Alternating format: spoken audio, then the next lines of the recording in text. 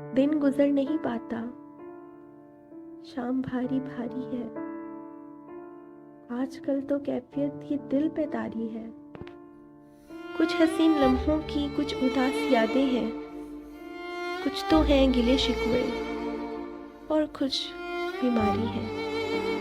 कुछ समझ नहीं आता इश्क के फसाने में, सूरते दिल ये बाजी जीत के भी हारी है।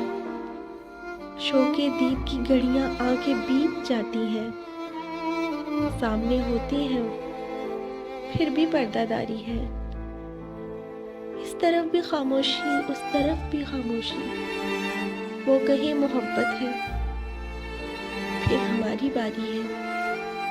अब तो अपनी कैफियत ये सब पे खुलती जाती है, वही बेखबर है बस जिन पे जान वारी है।